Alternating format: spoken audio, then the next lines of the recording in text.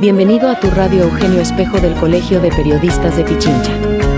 Es así como nosotros te damos la más gratificante bienvenida para que formes parte de esta hermosa comunidad. Las opiniones vertidas en este programa son de exclusiva responsabilidad de sus productores. La radio Eugenio Espejo presenta, todos los jueves de 8 a 9 horas, La Esquina de mi Barrio, que contará con noticias, comentarios, entrevistas en vivo, interacción comunitaria, todo lo que debemos conocer. Si la prensa es cátedra, el periodista tiene que ser maestro. Si la prensa es tribuna, el periodista tiene que ser orador. El maestro y el orador no pueden hablar sino para defender el bien. Los discípulos de los periodistas son los ciudadanos de toda la nación. José María Velasco Ibarra. Es tiempo de interactuar con la comunidad. La Esquina de mi Barrio les da la más cordial de las bienvenidas. Aquí iniciamos el programa de hoy. Muy buenos días, distinguida audiencia. Hoy, jueves 23 de octubre de 2025, es un honor nuevamente estar en estos canales de la radio Eugenio Espejo del Colegio de Periodistas de Pichincha. El día de hoy contamos con una entrevista muy importante con el licenciado Juan Carlos Robalino, nuestro colega y presidente de los pensionistas del Ecuador, y quien abordará sobre el tema del proyecto de ley orgánica de seguridad social de las Fuerzas Armadas. Empezaremos, Juan Carlos, dándole la cordial bienvenida. Siempre es un gusto contar con su presencia, con temas de mucha importancia y de raigambre a nivel nacional. Nos gustaría en principio conocer un poquito de su trayectoria, de su perfil. Gracias a mi doctora Roballo, muy gentil, presidenta del Colegio de Periodistas de Pichincha. Bueno, la trayectoria de uno está bastante larga, pero vamos a resumirla, ¿no? Fui militar en la Fuerza Aérea Ecuatoriana durante 25 años, logré estudiar cuando estaba siendo activo en la Universidad Laica Loyola Alfaro de Manabí, saqué una licenciatura en Comunicación Social y pues cuando vine acá a Quito igual estuve una maestría en AUTE, en Educación y Desarrollo Social. Y pues ahí me dediqué ya a la parte un poquito de la defensa de los derechos de la Seguridad Social del ISFA. Fui vocal también del Consejo Directivo del ISFA en el año 2019 y de ahí viene ya una lucha permanente, mi estimada doctora, porque estos 6 años han sido bastante duros enfrentar en este caso a estas políticas, digamos, de los gobiernos que han pasado y que realmente a nuestro ISFA y especialmente a la tropa, mi estimada doctora, ha hecho efecto en vulneración de derechos, que creo que vamos a topar este tema hoy día. Por supuesto, así será. Ahora, me gustaría conocer el trasfondo del proyecto de ley orgánica de la seguridad social de las Fuerzas Armadas. ¿Quién lo propone? Ya, esto fue una disposición de la Corte Constitucional, tanto al ISFA como al ISPOL. Ellos dispusieron que elaboren en el año 2019, 2020 y 2021 un proyecto de ley para la sostenibilidad, decía la Corte, del ISFA. Entonces, el proyecto de ley lo hicieron 10 personas. Nunca participó ni la tropa activa, ni la tropa pasiva, ni el servicio de personal de pensionistas, pensionados, derechohabientes, Montepíos, no participamos nunca. Hicieron 10 personas, dijeron, tome señora presidenta de ese entonces de la Asamblea Nacional, en la época del señor Lenín Moreno, y ejecútese, pero usted sabe que no es de que ejecútese. Claro. Hay que presentar observaciones, hay que hacer mesas técnicas, y desde el 2021 venimos, en este caso llevamos 2025 y no hemos podido todavía ejecutar este proyecto de ley. Como vuelvo y repito, hay muchas vulneraciones de derechos. Ya. Ahora, digamos, la vulneración de derechos, ¿en qué medida y cuáles derechos serían los fundamentalmente vulnerados en caso de que en estos momentos se pusiera el ejecútese a la ley? Por ejemplo, vamos a hablar del artículo 91. ¿Qué dice? Participación de pensionados y pensionistas. Los pensionados de retiro, invalidez y capacidad y los pensionistas de Montepío Militar aportarán para el seguro de salud el 1% del valor de sus pensiones. Esto ya nosotros tratamos desde el 2021 en las diferentes comisiones de la Asamblea Nacional, específicamente en la Comisión del Derecho del Trabajador y Seguridad Social, y hemos venido conversando con esa comisión, con los vocales. Y la mayoría coincide que específicamente yo vengo a defender a la tropa. ¿Por qué? La tropa, como usted sabe, una vez conversamos fuera de cámaras, hay gente que no cobra ni un salario básico, ni una pensión, ni una canasta familiar. ¿Por qué? Porque cuando eran militares activos y vino la dolarización, se quedaron con una paupérrima pensión. Por ahí ha ido los gobiernos de turno subiéndoles algo, pero no cubren ni siquiera una canasta básica. Y esas personas, yo hablé con el director una vez, justamente con el general Fiallos, y en asamblea también con el general Fiallos y el señor presidente Kenneth Recalde, que le decía que esto hay que hacer un análisis. No hay nomás de pues meter la mano el 1% a una persona que gana $700 como una persona que gana $5,000, Claro. 3,000, $4,000. Nuestra gente de tropas llega máximo hasta $1,000. Ya los que se quedan hasta sus oficiales mayores ganan ya $1,500, $1,800 después de 30 años de servicio. Pero el otro personal al cual yo siempre defiendo, pues, oiga, ¿de dónde? Pues unas pensiones doradas de 5,000 y lo peor, y cáiganse para atrás, mis estimados oyentes y televidentes, cesantías de $200,000. Por Dios, ¿dónde estamos? Hay que agradecerle a quien, en el gobierno de 2012, no voy a dar nombres porque no estamos para eso, pero en ese gobierno elevaron las pensiones y las cesantías, pero lamentablemente este grupo privilegiado, pero nuestra tropa, la que está en las calles, quieren meter la mano. Los oficiales son quienes recibieron ese beneficio. Y hasta el día de hoy. Porque un sargento se retira de 20 años de servicio, que obviamente me decían, pero ustedes se retiran jovencitos. Y eso hay que aclarar también a las personas que a veces no conocen. El militar máximo 45 años puede estar operativo. 50 años ya no está operativo, usted ya no tiene los reflejos. Vea lo que pasó ahora últimamente, donde se enfrentaron pueblo uniformado con pueblo civil. Miren, gente que son jovencitos que están ahí para supuestamente contrarrestar estas situaciones que pasó en el país, que es otro tema. Son jóvenes, pero ya uno de 50, ¿qué hace uno de 50?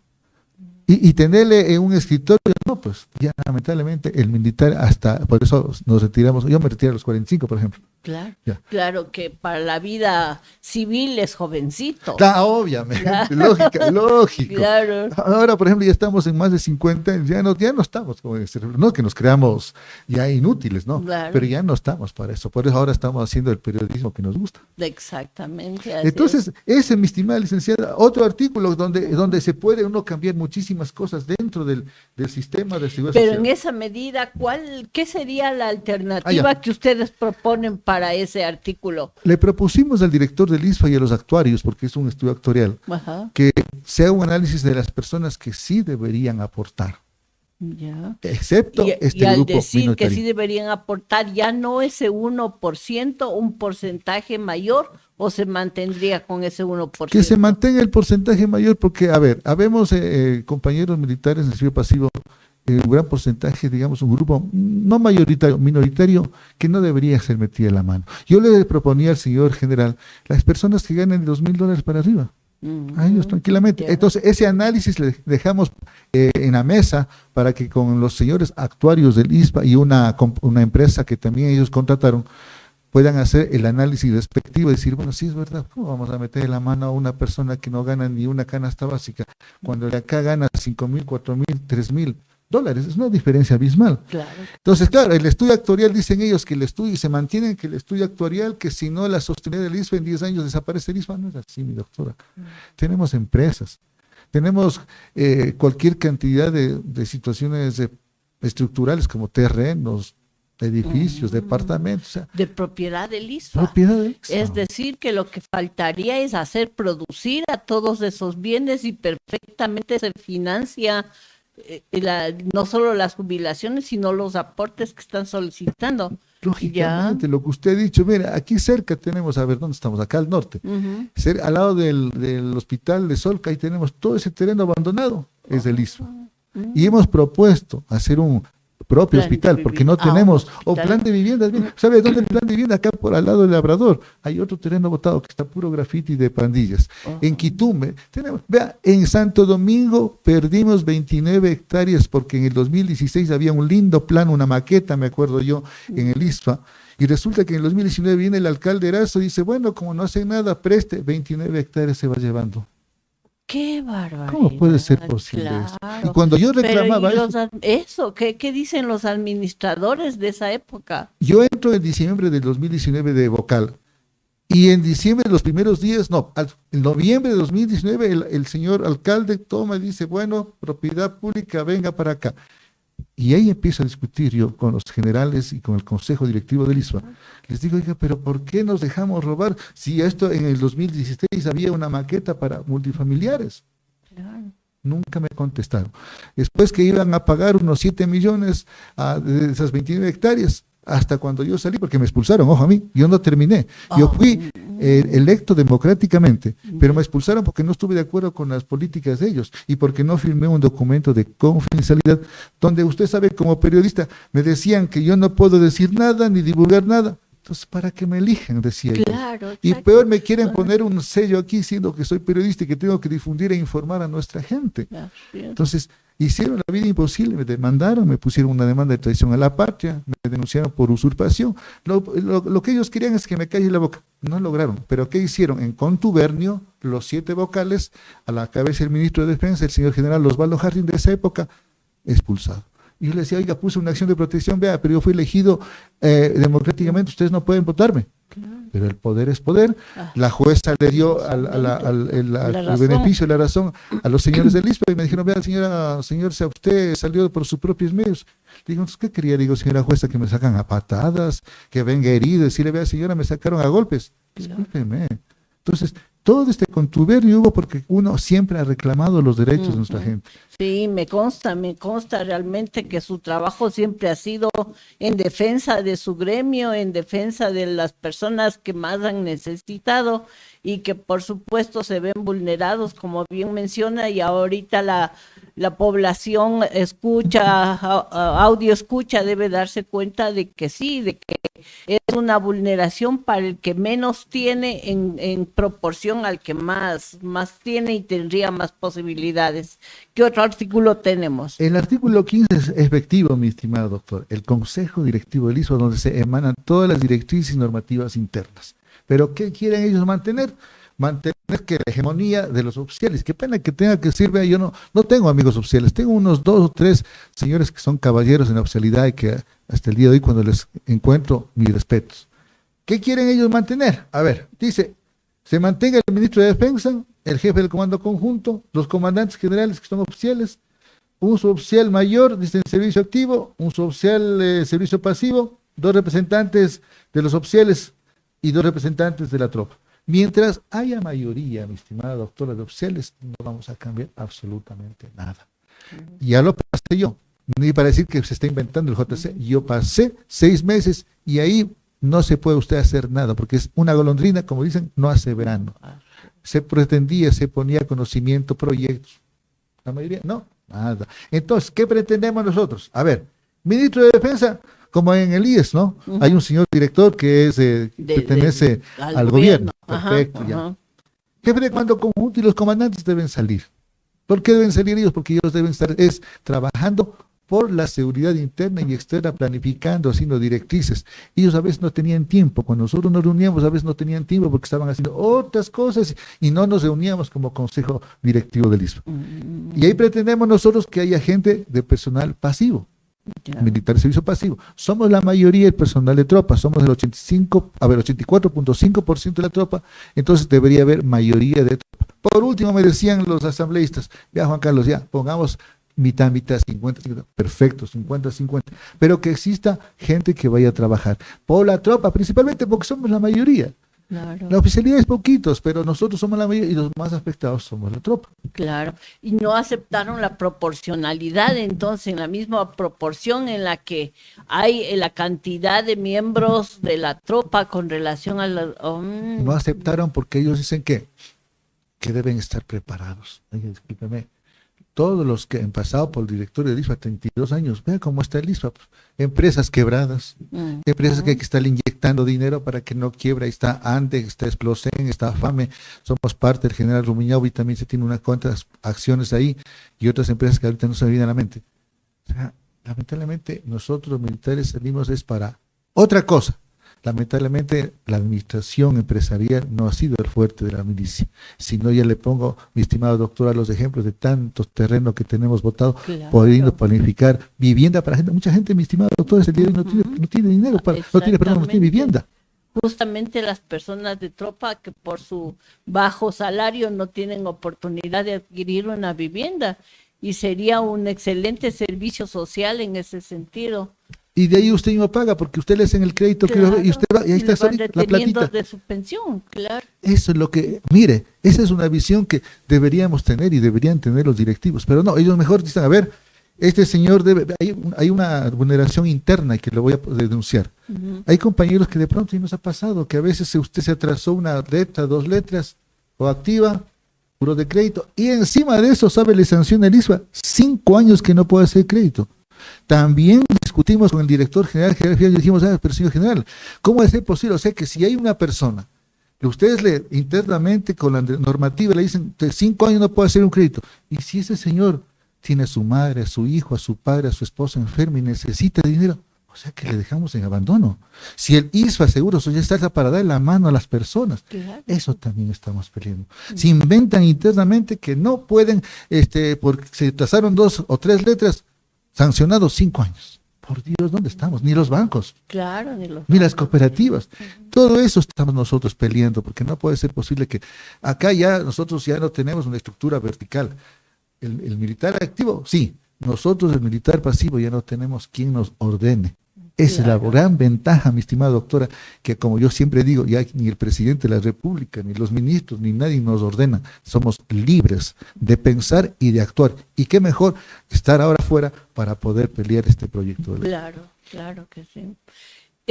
En la comisión, ¿cuál es la comisión la que está estudiando el proyecto de ley? La Comisión de los Derechos del Trabajador y Seguridad Social, que está al frente del señor Recalde. Señor Recalde, lamentablemente tengo que decirlo, está opuesto a nuestra presentación de observaciones en la parte legal. En la parte legal hemos presentado con articulados fundamentados cuando vulneran los derechos, pero se mantienen ellos y con los compañeros del ISVA que el estudio actuarial es el que va a regular de que el ISVA permanezca o no permanezca de aquí a 10 años. Entonces ahí te meten la mano al bolsillo, te dicen que sabes que, por ejemplo, hay otro, que los hijos de los militares solamente tienen derecho hasta los 18 años ya al seguro de salud, cuando hasta el día de hoy tenemos hasta los 24 años. Otra, imagínese, mi doctora, el rato que usted fallece, hoy en día, y está bien, así debe ser, si fallece mañana el general, el sargento, el coronel, el cabo, el soldado, la mortoria es de acuerdo, no a su grado, sino una cantidad de X, $1,400, perfecto para todos, y así debe ser. Pero con el nuevo proyecto dicen, no, vamos a hacer de acuerdo al grado. O sea que si mi general el día de mañana muere, le dan 5,000, el soldado muere, le dan $800. O sea, imagínense, ahorita está muy bien, 1,400 a todo el mundo. Es decir, Soldado, que cabo, sargento. por lo menos esa situación se debería mantener. Por lo menos. Por lo menos. Lo mismo la edad, decimos nosotros, a los 18 años. Sí, bueno, nosotros activos, yo todavía tengo una pequeña de 16, pero los activos todavía tienen niños que están recién en su crecimiento. Claro. O sea, llegarán los 18 años y tal luego. Y con esos sueldos paupérrimos de la tropa hablo, ¿será que tengo chance para pagar un seguro particular? Para que mis hijos sigan todavía atendiéndose. Difícil, mi doctora. Porque en contraposición también, ¿no? Quien menos ingresos tiene generalmente tiene mucho más niños, mucho más familia, mentira, una sí. familia numerosa. Ahora, los generales y las personas de grados superiores son parte del ISVA también, pero miro que es en desigualdad de condiciones, según usted manifiesta. Y por supuesto, esto de la equidad debería ser practicado y que tengan un aporte de solidaridad de acuerdo a lo que se refiere y el principio de la seguridad social. La solidaridad en donde, por supuesto, quien más tiene, más aporta y hasta cierto punto subvenciona a quien se encuentra en mínimas condiciones. Ahora, ¿tenemos algún otro artículo igual que sea? Sí, artículos, por ejemplo, siempre digo, ¿no? Para tomar directrices, para tomar situaciones legales internas y que sean beneficiosas para todos. Por ejemplo, ahora, por ejemplo, ya el día de mañana Juan Carlos Robalito ya no puede ser parte del Consejo Directivo del ISVA porque ahora le piden que tenga 25 años de haber pasado por la fila militar, es decir, 300 aportaciones. Ya no puedo ser yo. Por más que quiera, por más que tenga los títulos, el conocimiento, ya no. Te ponen un limitante. Otra, Ya. que para ser director, subdirector, ¿por qué tiene que ser una persona solamente oficial, que no tenemos nosotros la capacidad, la tropa. O sea, aquí le ponen, oficial tiene que ser un oficial en servicio activo para director, para subdirector y para todos los directorías del ISFA tienen que ser oficiales. ¿Por qué? ¿Dónde estamos nosotros? ¿Por qué no tenemos derecho nosotros? Claro. ¿Por qué la tropa? Mire, la tropa hoy en día está, hay economistas, abogados, hay periodistas, hay de todo. ¿Por qué no podemos? Otra de las limitantes, otra vulneración de derechos. Claro. Entonces, si nos vamos así, ¿Es posible que cuando ya se legisle el 50-50 pudieran llegar ustedes a estar en funciones directivas probablemente? correctamente, pues, mi estimada doctora, lógicamente usted lo que ha dicho tiene toda la razón, porque obviamente ahí vamos ya a trabajar en base de qué, en base a derechos de las personas, ¿no? Exactamente. Ya no vamos a estar esperanzados en que solamente esperemos que el señor general tome esta decisión. Y usted presenta algo, alguna situación, un proyecto, está muy bien, gracias, hasta ahí al archivo. Archivado. La última vez que yo presenté este proyecto para el hospital, ¿sabe lo que me dijeron? Juan, ojo, y el financiamiento nos hacían los chinos. Ni siquiera el ISFE iba a gastar un centavo. Ya. Y hablé con el director de salud. Y me dice, Juan Carlos, la idea es buena, pero no resulta. Digo, ¿pero por qué? El ISFE no va. Es que verá, ya de mañana que esté, dice el hospital, ¿quién paga los sueldos? ¿Quién paga esto? ¿Quién paga esto? Digo, oiga, pero aunque sea, vamos a tener que hacer una mínima actividad para que el hospital se abra a todos. No va a ser solamente se autogestione o financie. Se autofinancie, Pero claro. dijeron que no. Y me negaron, ahí están esos terrenos votados, ya más de 30 años, se sigue pagando la plusvalía todos los años, está Impuestos. votado. Los impuestos, Qué perdón. así es. terrible, qué terrible. Y así tenemos otros. Y ahí, claro, ahí se nota que no hay una directriz, una administración ejecutiva y que conozca de todas las áreas, o por lo menos, si bueno, digamos, no todos tenemos el conocimiento en todo, pero tengan unos asesores específicos y a lo mejor para determinados proyectos para que no genere un gasto adicional mensual. Correcto. Pero sí que cuando vayan a tratar los proyectos pidan asesoría de técnicos en las diversas áreas. Y eso es lo que usted me acaba de indicar, mi doctora, y no es necesario ser un perito, un experto en seguridad social. Yo pienso que simplemente hay que tener la predisposición para poder hacer un trabajo. Y un articulito más antes de terminar la entrevista. Ajá. Por ejemplo, la revisión de pensiones, que siempre me ha dicho Juan Carlos Alvarado de las pensiones, y casi me estaba olvidando. Ya. Hoy en día tenemos que esperar, de acuerdo al artículo 110 de la actual ley, que el personal militar le eleven los sueldos para que el personal pasivo también le digan, ¿sabe qué? Le pusimos $10 más al activo, $10 al pasivo. Pero ha venido ya 15 años que no ha habido una revisión de pensiones. Y usted sabe, mi doctora, la inflación, el costo de la vida es todos los años, todos los días. Así es. Sin embargo, las pensiones congeladas. Entonces, ¿qué pasa? El artículo 110 dice eso. La anterior ley, con la ley de Patiño, decía que en cambio, de acuerdo a la inflación.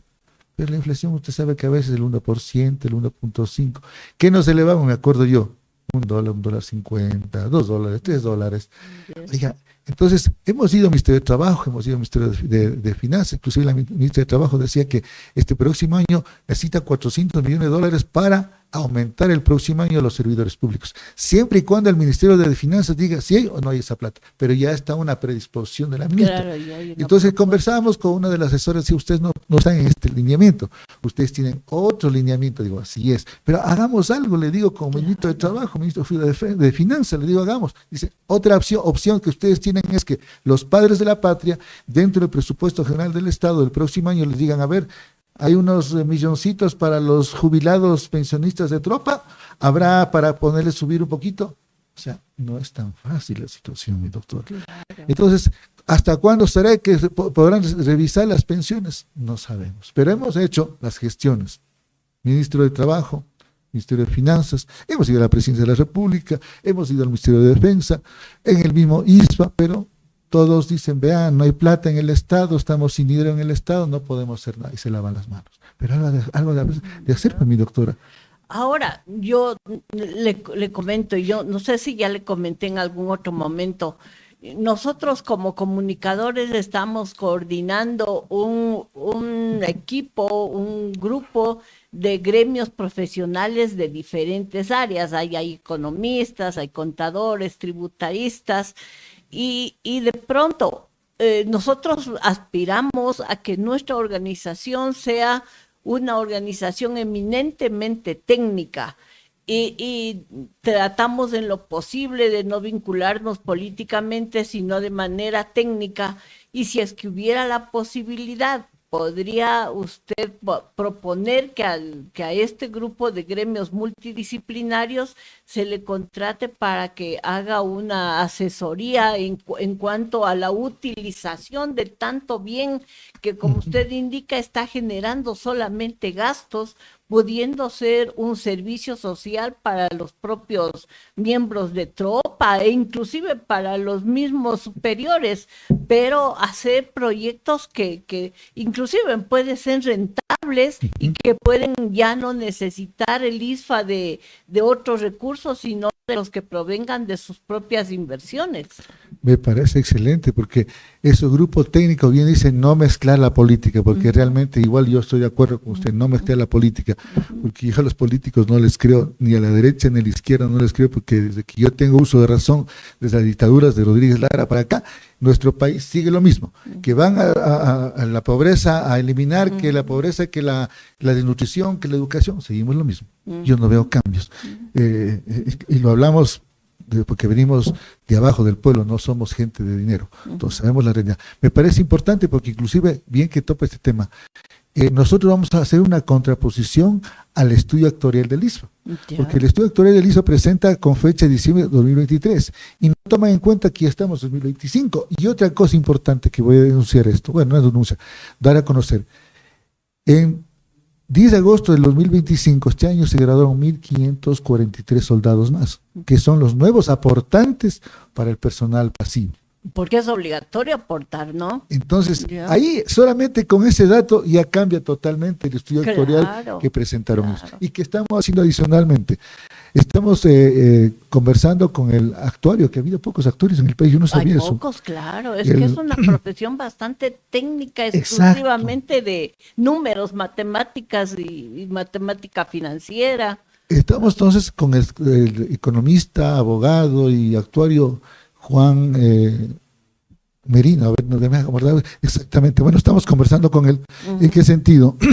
Para ver si nosotros en contraposición podemos nosotros trabajar con el señor y decirles a los señores del ISFA, a ver, señores, ustedes presentaron este proyecto de ley con este estudio actuarial del año 2023, pero Juan Sebastián Naranjo, aquí está, Juan Sebastián Naranjo, justamente aquí lo tengo. Entonces con él estamos haciendo un pequeño análisis, queremos ver si le podemos contratar, porque nada es gratis aquí en la vida, y poder presentar. Y hay compañeros que están trabajando directamente con él y han tenido reuniones con él, ya se presentó inclusive a la Asamblea Nacional, pero le acabaron al pobre después que se fue.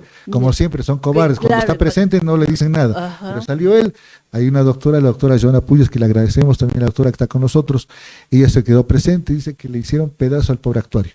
Pero siempre por la espalda. ¿Y por qué no le dijeron cuando estaba de frente? Claro, para que se defienda y sobre todo para que explique y como digo, defienda su proyecto. ¿Por qué motivo dice estos valores? O sea, exactamente. Qué pena, ¿no? Entonces, estamos con él y a los compañeros que están directamente, Henry Peláez, doctor Erazo, bueno, algunos, Rommel, que no me acuerdo el otro apellido, están ya con él haciendo los acercamientos para poder presentar técnicamente, como usted bien lo dice, numéricamente, matemáticamente, decir, señores, ¿sabe qué? Ustedes aquí están mal por esto y por esto otro. Porque nosotros, como no tenemos gente especializada y solo aparte en la parte legal, hemos presentado las vulneraciones, entonces dijeron, bueno, aquí como mis asambleístas, especialmente los del señor Recalde, dijo, no sé, aquí yo voy a hacer caso a la parte numérica, la parte financiera, la parte actuarial, y eso daremos paso. Pero como no teníamos y ahora ya tenemos alguien que nos va a representar, vamos a contraponer esta posición, mi estimado. Excelente. Como siempre, felicitando al licenciado al magíster Juan Carlos Robalino, quien siempre ha tenido ese espíritu de defensa gremial, de defensa a las personas que se encuentran en disminución de condiciones. Nosotros como medio de comunicación abrimos las puertas, abrimos los micrófonos a quienes deseen participar, deseen hacer conocer a la ciudadanía todo lo que está aconteciendo. Y por supuesto, nuevamente, Juan Carlos, las puertas están abiertas cuando usted guste, cuando requiera hacer conocer sus proyectos, sus actividades, estamos a la orden. Un excelente día. Muchísimas gracias, mi doctora Roballo, muchísimas gracias a la audiencia también que nos está siguiendo y pues muchas gracias también por la invitación. La casa del Colegio de Periodistas es de todos, ¿no es cierto? Muchísimas gracias, mi doctora, muy amable, buen día. A la orden siempre. Señores audioescuchas, televidentes, oyentes, es nuevamente un gusto contar con ustedes y pues tengo el honor de presentarles al señor Edgar Quiancha, autor del libro Historia del CENEPA, y a nuestro querido colega Wellington Tuapanta, quien es investigador eminentemente, realiza investigaciones de temas históricos, de temas de mucha raigambre a nivel nacional. Empezaremos solicitándoles que nos ayuden con sus perfiles, con los aspectos profesionales, y luego abordaremos el tema que ahora nos ocupa, que es justamente la historia de la sucedido en la conflagración del CENEPA. Por favor, Edgar. Muchísimas gracias primeramente al Colegio Nacional de Periodistas. Para mí es muy grato, honroso de estar aquí presente. Saludo cordial a toda la población, a todos los radioescuchas, televidentes, telescuchas, y a la invitación, muchas gracias a usted, distinguidísima. A la orden. Wellington, por favor. Buenos días, Martita, a la audiencia de la radio de Colegio de Periodistas de Pichincha. Es grato y me place mucho que la radio se haya rehabilitado y esto es realmente digno para la institución. Gracias. Como ha preguntado que indique algún perfil, pues, ¿qué podría decir?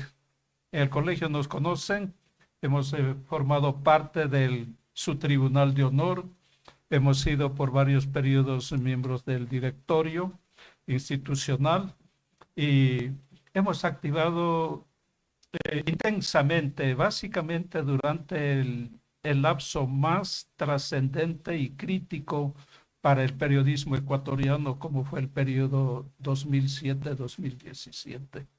Tuvimos una actividad realmente intensa. Y obviamente, quiteño, periodista, he trabajado en varios diarios del Ecuador, como El Universo, El Mercurio de Cuenca, en revistas Impacto Internacional, Ariel Internacional, otros medios como Diario Opinión de Machala. Actualmente hacemos una columna en Diario La Hora y somos desde siempre afectuosos con la historia y por ello ya hemos publicado algunos trabajos. Así es, nos consta. Tú tuviste el acierto de hablar sobre la historia del Colegio de Periodistas en el momento en que nosotros nos posesionamos, esto es el 5 de enero del 2024, en donde contamos con tu aporte, tu disertación muy acertada, por supuesto, y con datos comprobados e investigados. Cuéntenos, Edgar, usted es sargento primero paracaidista de las Fuerzas Armadas. Sí, buenos días nuevamente. Como le decía, bueno, mi perfil, tuve la oportunidad de entrar al ejército en los años 80, soy de la promoción 88, mi nombre Edgar Quiancha. Cuando me gradué de militar fui con el grado de soldado y han pasado casi 25 años en el que estuve al servicio de las Fuerzas Armadas, del glorioso ejército. Entre todas esas, en ese trayecto, en ese tiempo, pues gracias, he tenido la oportunidad de vivir y de palpar muchas cosas que son partes de la historia, ¿no?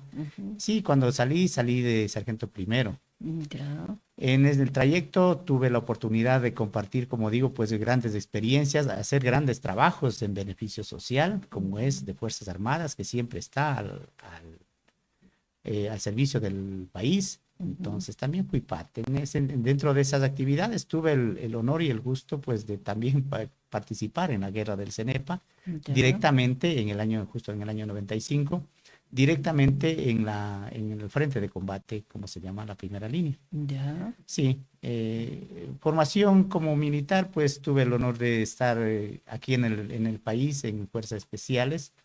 Estuve en Estados Unidos también. Ya. Bien, con todas esas experiencias, pues que nos sirvió mucho después de todo, pues en el tiempo de la guerra, justamente, ¿no? Ujú. Eso es el trabajo, el deber que se debería demostrar como parte de lo aprendido. Ahora, cuéntenos, yo entiendo que en su libro debe contar usted las experiencias vividas, las vivencias que tuvo que pasar durante ese proceso un poco fuerte para nuestro país en las negociaciones y en todo la conflagración que se produjo con el Perú, justamente con la época, con la situación dominada, la guerra del CENEPA. Claro que sí. Bueno, la historia comienza en este caso en el año 1994, ¿no? Precisamente son adelantos de temas que a veces en la historia o en los libros no están contados. Y justamente nosotros acá en el libro, en el trabajo que hemos hecho de investigación y compilación de información, lo que se agrega es esa parte. Y eso es lo que queremos llegar a la gente, a las generaciones, a lo que son parte de la historia. Justamente en el año noviembre y diciembre aproximadamente del año 1994, es cuando empiezan justamente en los destacamentos del Oriente, en las unidades fronterizas, comienzan a darse unos pequeños roces, como se llama, como se les conoce. ¿Por qué? Por situaciones de que los peruanos, nuestros hermanos peruanos ahora, pues gracias a la paz, comienzan a ingresar a nuestro lado, ¿no? A nuestro territorio, a donde siempre fue, en todo caso, cuidado por el ejército ecuatoriano en la línea de frontera. Ya. Entonces nosotros, bueno, yo personalmente, y siempre lo digo orgullosamente, pues pertenecía a la gloriosa Compañía de Operaciones Especiales, acantonada en Francisco de Orellana, Ya. ¿sí? En la provincia. Entonces yo cumplía una función en la frontera norte en esos entonces, bueno, y todo el tiempo ha sido de que se tenía que cuidar la frontera por situaciones de la guerrilla al norte, nororiente, ¿no? Ya, Teníamos ese problema y hasta ahora mismo usted conoce así y con es, mucha más continuamos. afloración todavía. Claro, por esto de la minería y las explotaciones petroleras y toda esa situación que produce un poco de, no sé si decirlo, de envidia o ambición más bien de quienes quieren tener dinero fácil. Así es. Bueno, como le digo, pues ahora se ha aflorado mucho más. Antes era muy lo que se dice militarmente, pues el término camuflado, ¿no? Ya. Pero nosotros hacíamos ese trabajo, ese cuidado. Y el ejército, como le digo, siempre ha estado cuidando el bienestar de nuestro país, en este caso fronterizo, interno y externo, como era el deber. Ya. Bien, pues pasado esos tiempos, llegó el año 95, cuando en el mes de enero cuando salimos del destacamento, en este caso del Putumayo que nos encontrábamos, llegamos a la brigada de selva número 19 Napa, acantonada en Puerto Francisco de Orellana, como le comento, pues, y de ahí la brigada era encargada de hacer las operaciones al sur del país, norte y sur del país, obviamente en la parte oriental. Entonces, cuando llegamos ahí, mi unidad, con algo de 80 hombres, que siempre permanecíamos activos ahí, salimos a cumplir la misión, que era en este caso cuidar la parte suroriental, que en este caso es en el Tiputini, ¿sí? En el Nuevo Rocafuerte, la ubicación propiamente. Esa era el área de defensa de la brigada. Pero en vista de que no pasó nada, por allí no era la situación que se iba agravando, sino que se escuchaba mayores roces y contactos con el enemigo en ese tiempo. era en el Valle del Cenepa. Ya. Entonces, en el Valle del Cenepa, entonces nosotros teníamos que ir y apoyar a esas unidades. Cenepa, geográficamente, ¿en dónde está ubicado? Está ubicado en la provincia de Morona, Santiago. Sí. Ya. Eh, ¿A qué distancia de la frontera con Perú? bueno, la unidad en sí está a unos 30 minutos de distancia en aire, ¿no? Ya. Yendo en helicóptero que se va, Ujú. porque de ahí la línea de frontera cruza la cordillera del Cóndor Ya. y la unidad, propiamente la de unidad de Patuca, la Brigada 21 Cóndor que se conoce, está a unos 20 minutos en vuelo hacia la frontera. Y de ahí nosotros teníamos que irnos a una parte del, y no limitada, que era el Cenepa. Ya. ¿Sí? El valle, digamos, a Tihuinza, perdón.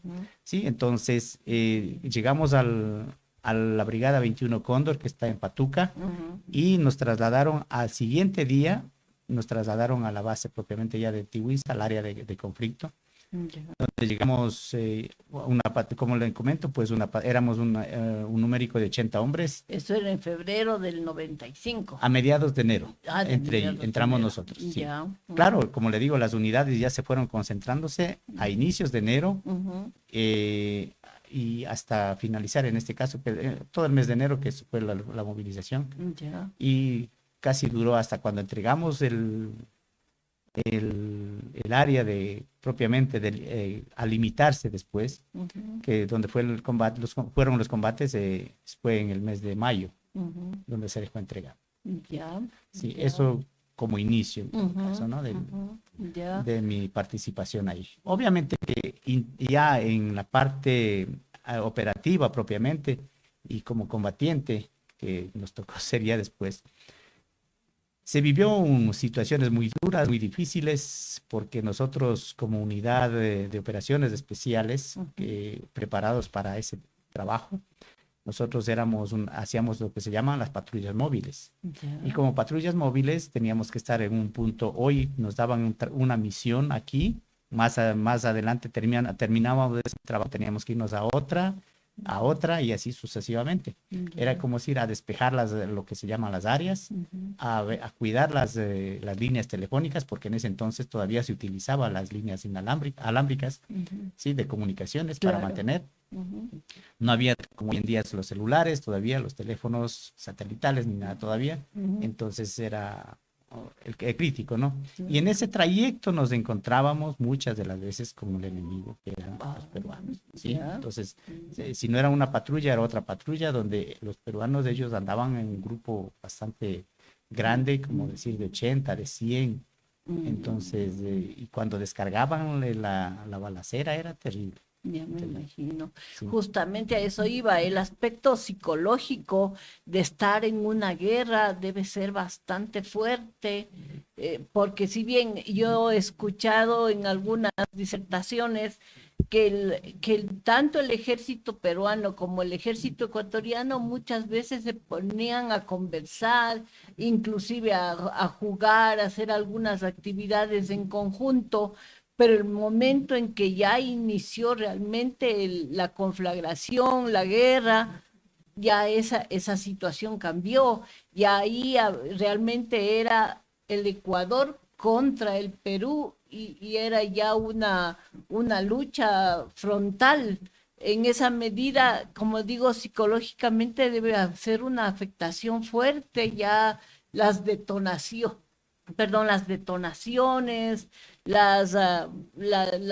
lo fuerte de la guerra, ya no, el sentirse que en determinado momento la vida está en juego y que no sabe si hoy regresará a donde la familia o no. Sí, precisamente hay temas donde de pronto pues me toca saltar para topar otras más adelante. Justamente cuando nosotros estuvimos cuidando en la frontera norte, en Huepí, en Rodríguez, en los batallones, los destacamentos del Putumayo, nosotros ahí compartíamos. Imagínense, o sea, así de manera muy, como se dice, humilde, diríamos, ¿no? Pues sin pensar en hacer maldades de ningún lado a otro. Nosotros nos compartíamos, los hermanos peruanos, pues ellos igual que vivían, no sé ahora cómo esté, realmente ya son tiempos de que yo ya estoy afuera también. ¿Cómo vivirán la situación económica? Por ejemplo, en un destacamento tiene que sembrar para poder comer. Tiene que, allá no entra abastecimiento, y si entra abastecimiento tiene que hacerlo con mucha medida. Entonces a los peruanos se les acababa una cosa, pues venían y nos intercambiábamos los productos, como era, por ejemplo, el plátano con arroz, con atún, la yuca, así nos intercambiábamos. ¿Sí? Entonces, eso es una experiencia muy grande, muy bonita, ¿no? En otras partes a lo largo de nuestra frontera, en los destacamentos que existen, los compañeros jugaban fútbol, jugaban vóley, las tardes, que generalmente se hacía. Entonces, siempre le conocíamos a las actividades deportivas como actividades internacionales. Imagínense un partido de vóley internacional con el Perú, un partido de fútbol con el Perú. Todas esas vivencias, por supuesto, que en ese momento, pues nadie lo hace, como le digo, con una intención, sino simplemente con el afán de llevarse bien. Pero llegando el momento, pues, de esto de que tenemos que portarnos como enemigos, pues tocaba, y dentro de este libro justamente hay comentarios bastante duros, bastante críticos de compañeros quienes testifican que vivieron cosas bastante dramáticas. Entonces, obviamente que cada uno tiene una experiencia, ¿no? Una vivencia diferente, porque estuvimos unos en una unidad, otros en otra unidad, pero siempre en este caso en la línea de frontera. Entonces cuentan y comentan pues duros momentos de que algún compañero lo reconoció, uno de los nuestros cayó prisioneros, y uno de los peruanos era uno de los oficiales que había estado, que de pronto le reconoció que era el que había estado algún rato juntos. Sí, y fíjese, entonces que hay uno de prisionero, uno es un enemigo que lo maltratan, lo torturan y sacan para sacar información de una manera drástica, dura, ¿no? Entonces todo eso se vive, y bueno, yo, para decir honestamente, pues no tuve esa desgracia.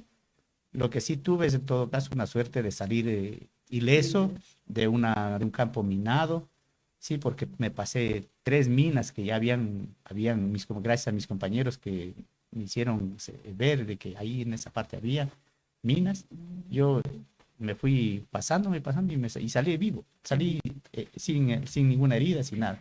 Psicológicamente, por supuesto que, le digo, no se puede olvidar, ¿no? Pero esa fue la situación que se vivió.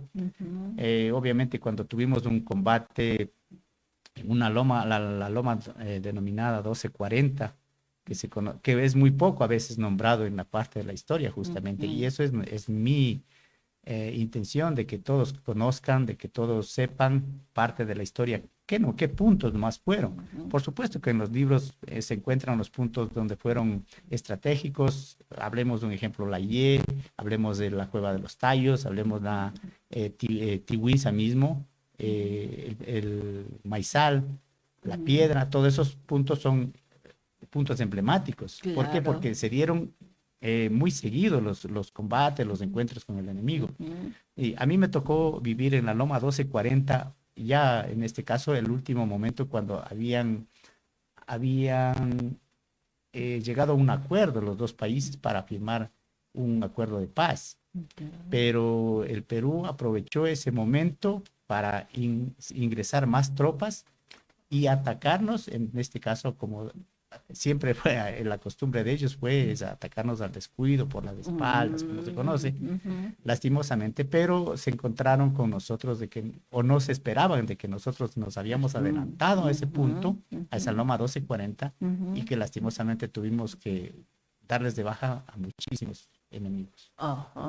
Que también, obviamente, que ellos ingresaron ese día, el día 21 de febrero, que es el día más cruel que se vivió, es que los peruanos también nos atacaron y dieron de baja a unos compañeros nuestros, sí, a una patrulla de compañeros nuestros, pero ellos no se esperaban que nosotros les esperábamos hacia atrás de ellos, como se conoce, como una emboscada, ¿sí? Entonces, eso fue el trabajo que hizo la Compañía de Operaciones Especiales 19 NAPO, y parte pues de nuestra experiencia y eso es lo que vengo a contar de pronto pues las inquietudes y las... Yo felicito el que haya tenido la valentía de contar todas esas experiencias que para el común de la población, como nosotros que estamos lejos de los lugares o que muy poco llega a nosotros las noticias de ese sentido, sino quizás ya el desenlace final.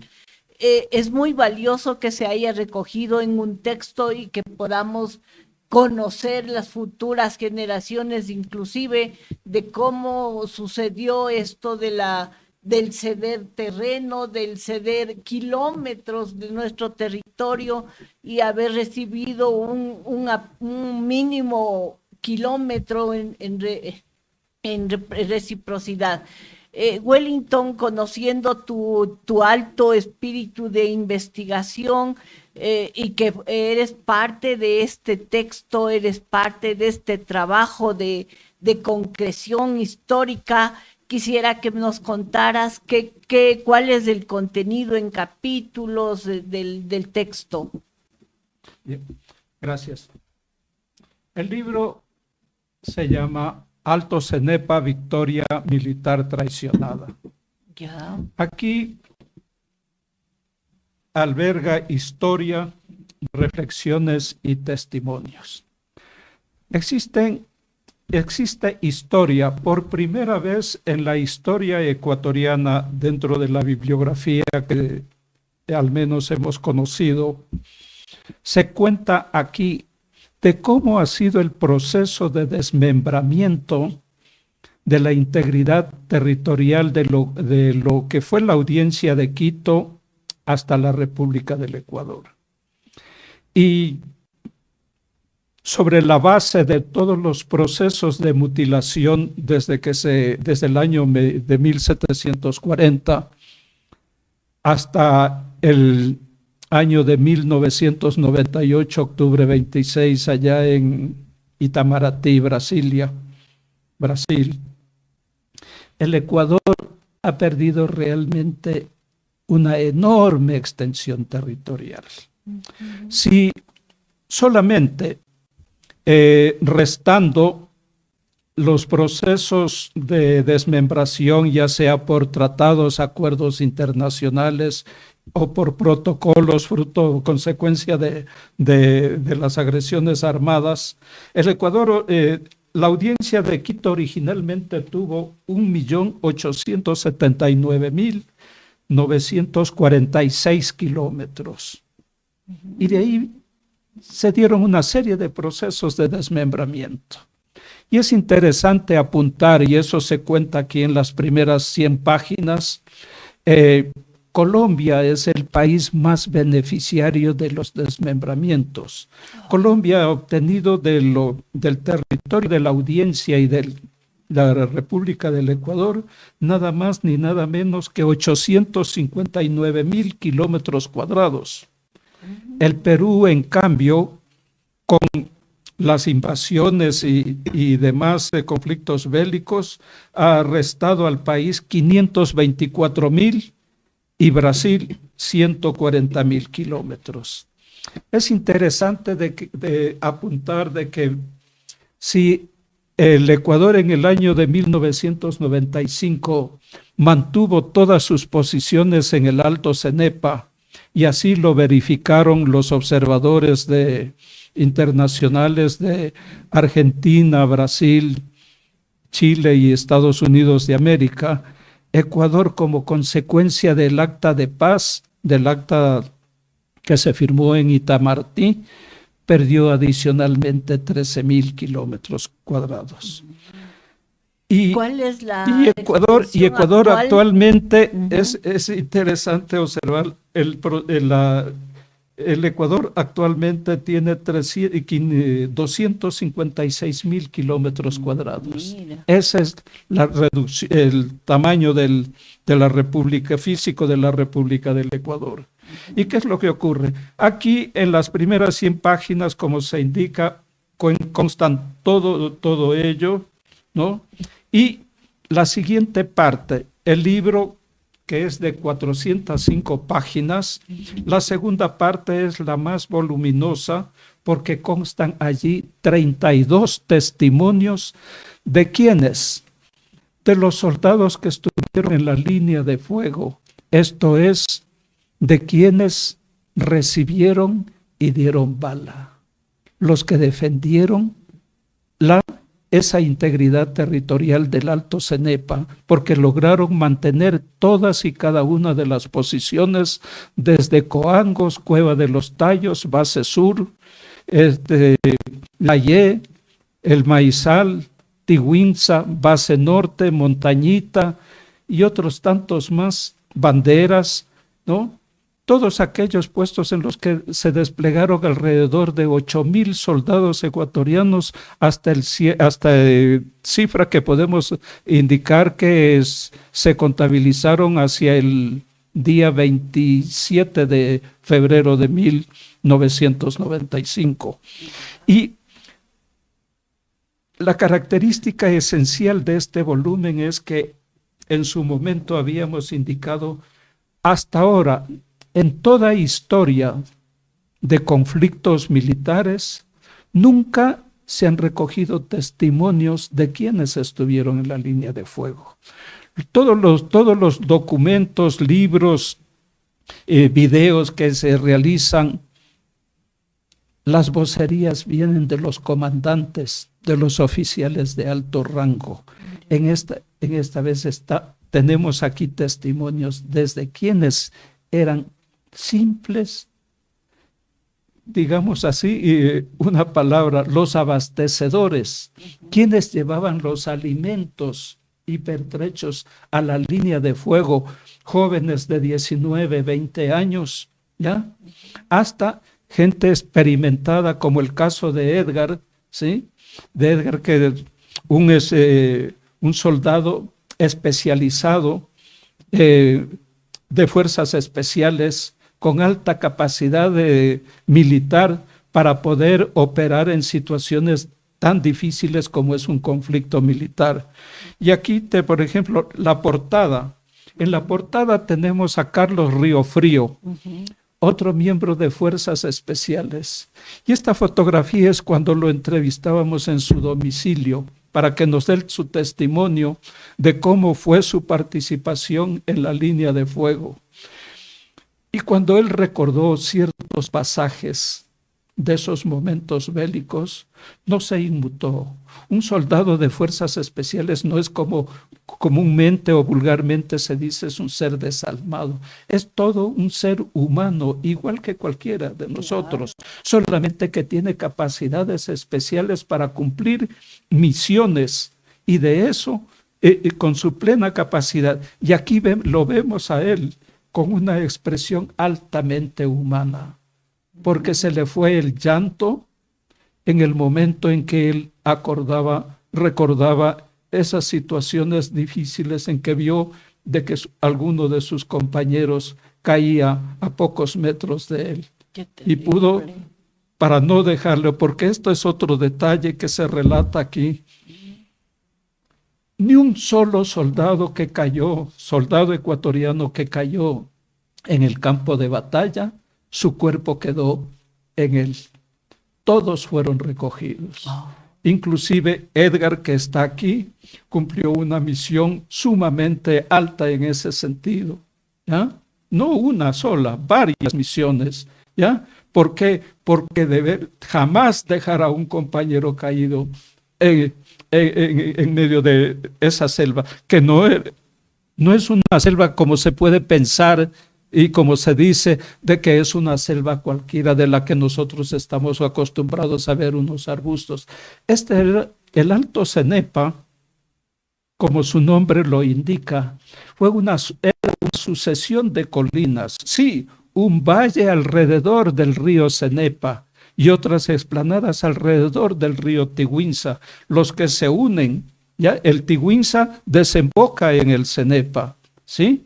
¿Y qué es lo que ocurre? Ese valle entonces tiene pero todos estos montículos Edgar hace un momento hablaba de la emblemática Loma 1240, donde se libraron una de las batallas más importantes y donde cayeron patrullas peruanas, ¿no? Por acción de justamente la COE 19 que integró Edgar, ¿sí?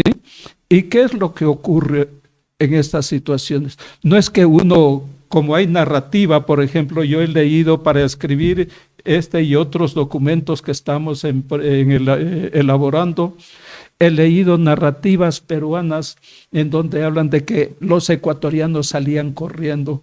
¿Cómo poder correr en una geografía en donde que es realmente lodosa y donde todos son montículos?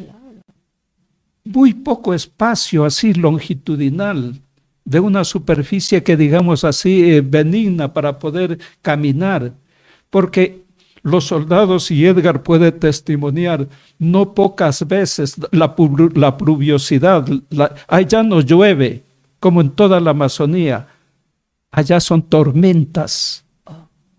La lluvia, acá citadinamente podemos hablar de lluvias, allá no, son tormentas intensas, que a veces, por ejemplo, cualquier persona que circula por la región amazónica puede advertir que son tan fuertes, pero que duran 5, 10 minutos o a veces se prolonga según los espacios. La selva amazónica del norte ecuatoriano, del centro ecuatoriano, no es similar a la del Alto Cenepa. Tiene otras condiciones meteorológicas totalmente distintas, en donde los soldados que estuvieron allí no pocas veces caminaron 10 metros, a veces en media hora lograron atravesar esos 10 metros. ¿Por qué? Por el fango. A veces hundían sus piernas hasta casi sobre las rodillas, en las rodillas, y tenía con muchas dificultades. No, es que uno hay que haber conocido esto. Claro, y además haber conversado con quienes, detenidamente con quienes participaron en la línea de fuego, con los soldados que no estuvieron en oficinas a 80 kilómetros direccionando y que muchas veces no apoyaron con la artillería requerida para la defensa de las posiciones, como se dio en esos días y particularmente en el día el aciago 21 de febrero de 1995, cuando todo el poder humano y bélico del Perú se concentró para tomarse Teguinza y no lo pudieron hacer. No lo pudieron hacer porque al frente de la defensa de esta base, estuvo el entonces teniente coronel Eduardo Vergara Barros y sus equipos de apoyo, entre ellos la COE 19 de la cual participó Edgar, donde fue realmente su resistencia, su capacidad profesional, impidieron que esa oleada militar se tome y ocupe Teguinza. Con todo lo relatado, me doy cuenta de que esta obra no solo es una historia, es algo muy valioso porque son las vivencias y como tú acabas de comentar, los testimonios de las personas que estuvieron en ese momento, que para nosotros resulta muy desconocido, no tenemos ni idea de cuánto puede haber significado encontrarse en un frente de batalla, encontrarse como bien decía Edgar, cuando jugábamos, cuando teníamos estos encuentros internacionales y de pronto vernos ya convertidos en enemigos y en donde ya la situación era diferente. Yo les agradezco infinitamente por haber concurrido, por habernos hecho conocer estos detalles. Tengo entendido que nos honrarán con una obra que la colocaremos en nuestra biblioteca para la consulta de los colegas, para que conozcan lo que se está realizando. se hará una difusión de que este libro se encuentre en la biblioteca para que los colegas puedan acercarse a conocerlo. Felicito el trabajo, la valentía de Edgar y tu trabajo de investigación y trabajo técnico en la elaboración del texto. Han sido muy bienvenidos, nuevamente un gusto haberles tenido en nuestros lugares, en nuestra radio Eugenio Espejo y en el programa La Esquina de mi Barrio. Cualquier otro momento que deseen intervenir, que deseen contarnos sus experiencias, pues los canales de nuestra emisora están abiertos a la disposición. Wellington, tú como colega periodista, sabes que esta es la casa de nosotros los colegas periodistas. Gracias, Martita. Desearía agregar un detalle adicional. Claro. Los soldados que estuvieron en la línea de fuego constituyen nuestra generación de la victoria. Y tuvimos la oportunidad, justamente ya años después del conflicto, atravesar la Amazonía, localizando a los compañeros combatientes y poder dialogar. Y fue grato observar ahí en el Puyo, en una plaza pequeña, un gran mural con esa inscripción que realmente resalta y emociona, hablando de la generación de la victoria, que fueron los soldados ecuatorianos sencillos, humildes, pero llenos de entrega, que tienen una sola razón. Edgar, con propiedad, ha relatado en su inicio de que con sus contrapartes peruanas en los puestos de avanzada de la línea fronteriza, es normal que los soldados hacen camaradería, disfrutan, claro, comparten alimentos, hacen deporte, se recrean, etc. ¿Y qué es lo que ocurre? De pronto ellos se ven enfrentados, pero no por decisión de ellos, sino por decisiones políticas, sino por decisiones de pronto de los superiores militares. Lo del Alto Cenepa derivó por una decisión, por la convicción del entonces presidente Fujimori, que buscaba la reelección presidencial, y entonces advirtió que hacer esto, el suceso del Alto Cenepa, le daría réditos electorales. La misma prensa peruana de esos tiempos habla de que el ejército peruano ha sufrido su más aparatosa derrota después de la famosa Guerra del Pacífico que perdió frente a Chile en el siglo XIX. Y esto no lo digo yo, lo dicen los testimonios de destacados colegas peruanos, historiadores reales. Existen otras voces que estamos relatando en otros libros que próximamente estarán en circulación, ¿ya? De este tipo de eventos. Y es curioso que mientras Fujimori y su alto mando militar planeaban la agresión al Ecuador, ojo, en una zona no delimitada, por lo tanto, conforme al derecho internacional, si no estaba delimitada, continuaba perteneciendo al Ecuador.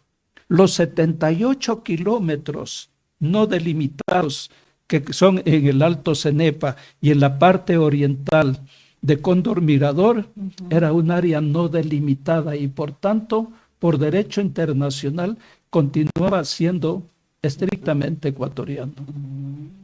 Yo agradezco el espacio que nos han brindado, Martita, al Colegio de Periodistas de Pichincha y reitero mi felicitación por reactivar este canal de comunicación tan trascendente que es para la sociedad. Yo reitero la invitación de que cuando tengan los otros textos, igual los canales están abiertos para que nos hagan conocer sus contenidos, para difundir el trabajo que están realizando. Un buen día, señores Radio Escuchas. Un gusto haber estado nuevamente con ustedes en su programa La Esquina de mi Barrio a través de la radio Eugenio Espejo del Colegio de Periodistas. Muy buenos días. Gracias por acompañarnos. La Esquina de mi Barrio se despide de ustedes. Hasta el próximo día jueves. Y así llegamos al final de hoy, pero no te preocupes, esto es solo el principio. Te invito a que nos sigas para que no te pierdas ni una sola sorpresa, ni todo el contenido increíble que tenemos preparado para ti. Tu apoyo significa mucho para nosotros y queremos compartir mucho más contigo. Nos vemos muy pronto.